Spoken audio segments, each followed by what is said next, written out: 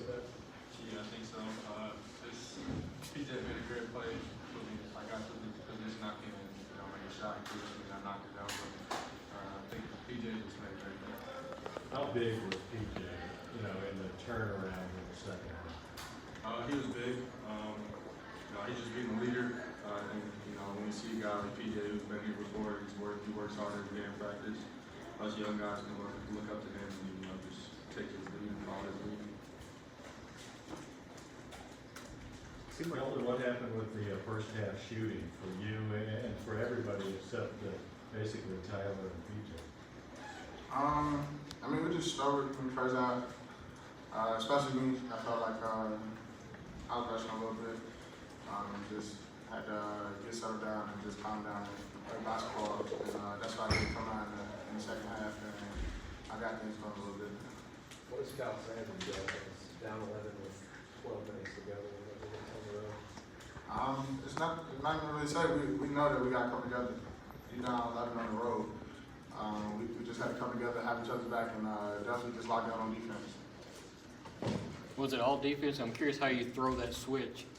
You've been kind of behind most of the game. Now you're down 11, but you got to make the comeback late. How do you do that?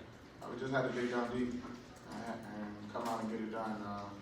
We knew that we didn't want to lose, and we all had each other back, and we just went out there, locked down on defense, communicated, and shots started falling.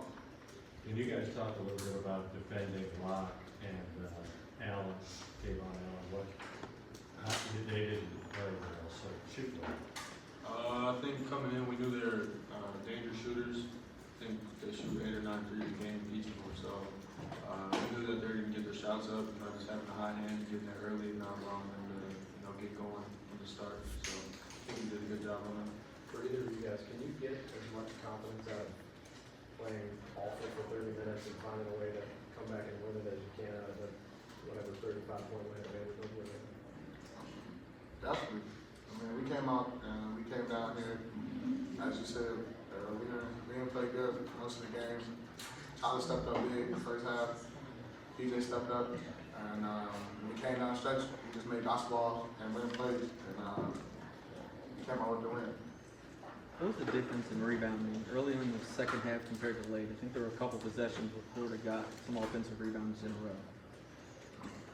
Just got to dig down, box out. You got to hit your man. And we didn't do that one possession. I think they got like 3 rebounds in a row, he said. And that's a mental lapse. What does winning the way you did say to future teams who might say, we're going to let them have open shots and see if we can beat them that way? It seemed like the way Florida tried to do early. You said for me? Yeah, just in general as a team, for you guys to still win even when you're not shooting that well, what does it say for future teams? When we're not shooting, we just got to find other ways to rebound. Go to the people that's hot. Just the people that has it going, just go to them. You're not hitting shots. Do something else, rebound, play defense. You got to do it every 6 months. Tyler, how good is PJ passing out the double team? PJ is great at that. I think he has a good anticipation. He anticipates when he feels a second defender, third defender coming at him. He just finds an open man and makes the right play every time. For the rest of you guys, was that the most frustrating thing about the first half? That there were a lot of open looks that just didn't get out? Yeah, you can say it was frustrating, but we just knew that as long as we keep shooting and most importantly, we just keep playing defense, we'll be fine. How significant did PJ's offensive rebound feel in the swing as that momentum? That's why I think you ended up with 2 free throws. I know you tried to throw on the line. Oh yeah, EJ, when he came in, he made a big impact on the game. I think he pretty much, besides PJ, EJ made us change with our energy. He got a key offensive rebound on a free throw, and then kind of just went from there. So he brought a lot of energy to it, and he did a great job. Anything else for the players? Thank you, guys.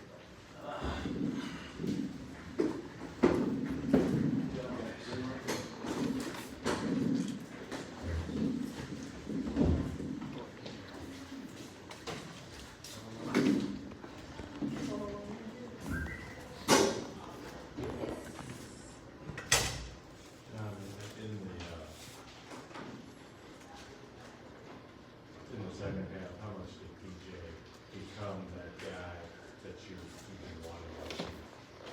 Well, he's building his own confidence. He's taking control of games. He's coaching players on the court.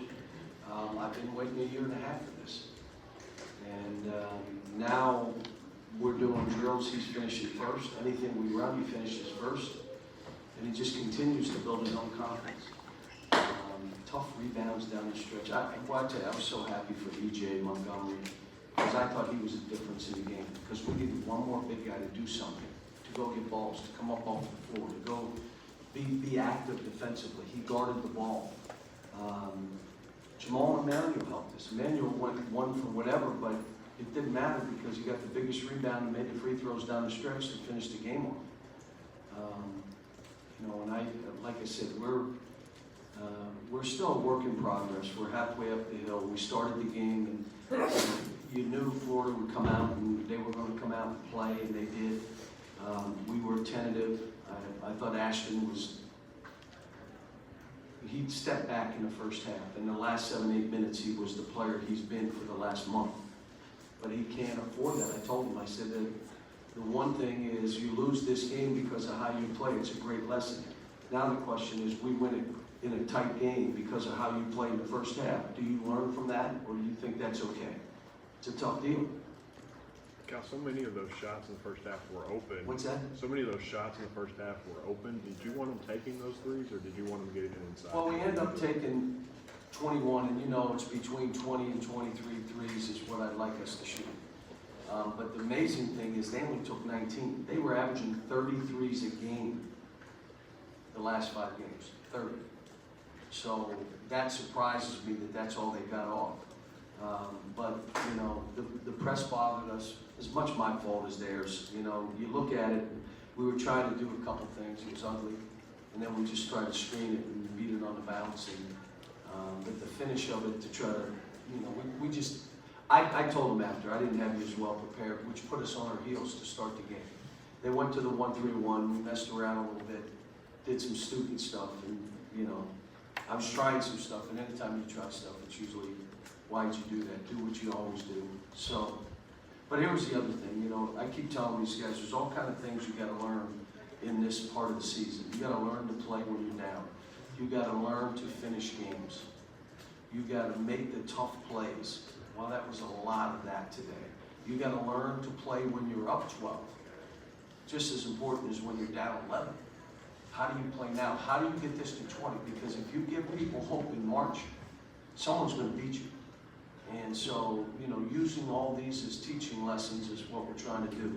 Cal, does your team get more out of this kind of win than it did at Vanderbilt when you were up so big? Yeah, they might have, but it was tougher on me. John, 13 points in the last 13 minutes, and it seemed like you guys stayed in front of everybody. The defensively, we did a couple things that we had to do different based on the fact that they were getting in the lane. And I thought the guys, we had a couple switches that we didn't want to make, but the reality of it is, if you let these guys run downhill, there's two things that happen. They're either making layups or they're making threes. And so we were trying our best to keep them out of the lane. Is there something, that extra focus that Tyler finds? He's talked about enjoying playing on the road, so he likes to play well in front of crowds that hate you guys. No one hates us. Why is there laughter here? So people do hate us? Do they hate me? That's what I've heard. Rumor. They don't hate me, do they? Why would they hate me? What have I done? Maybe they're jealous of you. What's that? Maybe they're jealous of you. Trying to be humble. Have you noticed something that changes for him? I mean, I haven't run the numbers yet, but I'm pretty sure he's playing consistently better on the road. Well, here's what I said. When we pulled up, there were tents outside this building. I made sure they looked and said, do you understand what it means when we come to town? There were tents out there. And so you better be focused and ready because that other team is, their fans are, and you better be ready. And Florida played great. I mean, I think, they're playing the way they need to play to win, and they've had some games that I watched that they should have won. Like, wow. That was, touch and go, and they had a chance. And, you look at what they're doing and how they're doing it. They're giving themselves a chance to win every game they play. So Mike's doing a heck of a job. What was the difference in rebounding? There was a couple possessions early in the second half where Florida got a couple in a row, and then it seemed like you guys lost it. I took out Tyler, like you're out. If you're not gonna rebound, you're gonna stand there and watch her out. I'll put somebody else in. I think I put a man in. You know, we did the same thing in the first half. I thought Reed didn't leave his feet. I said, you gotta be out. That's why I went with EJ. If you're not gonna leave your feet to go out with balls, I'm not leaving you in. The advantage we had, folks, you know we had an inside advantage. And I tried to take advantage of it by saying we're gonna come down and move it and post it, but I just don't like playing that way. So we ended up opening up the floor, trying to play that way, and then posting from that. But when we got it to Reed, when we got it to PJ, I would like to have gotten it to Nick a couple times. It was to our advantage. Now, how good is PJ passing on a double team? Pretty good. Pretty good. How key is that in any game? Well, as when you're being evaluated as a basketball player, you're a big man, they just want to know that your assists to turnovers are 1-to-1. That means you can play basketball. If your assists to turnovers are 10 turnovers and 2 assists, they don't think you can play. So his are above, he's above water. Last year, he was well below water. And so he's getting better with the ball. But like I said, I'm proud of him, and it's not what I'm doing or what I'm saying, it's his work. But the follow-up is you have to go in games and have demonstrated performance to build your own confidence. You can do it all you want in practice, be the best player in shape, and then they get in the lane and pee down your leg. Well, that ain't building up your confidence, I'm sorry. And when you build that confidence from demonstrated performance, I can't take it away as a coach. I can say something to you, it's not facing you. But when you're not that guy, anything a fan, an official, a coach, all of a sudden you waver.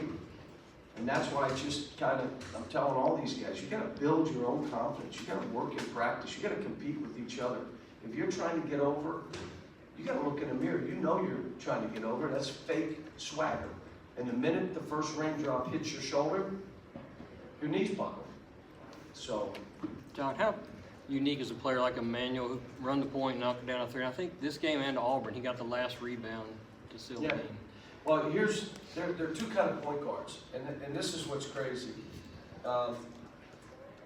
There are drifters who can handle and do all that, but they're drifters. In other words, they'll play away from the ball. You're on Houston with James Harden. You're not going to be the point guard with the ball, I'm sorry.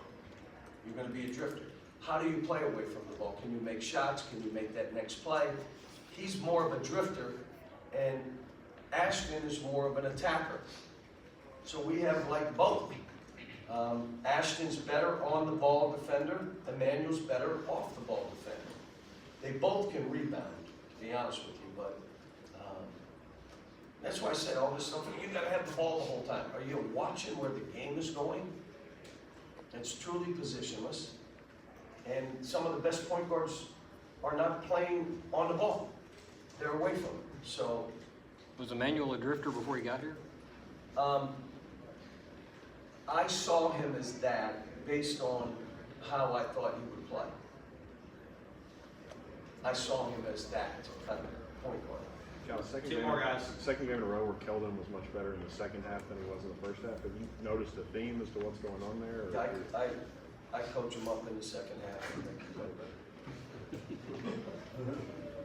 Why do you wait? Because he doesn't listen to me. Anything else, guys? All right, thanks. Thanks.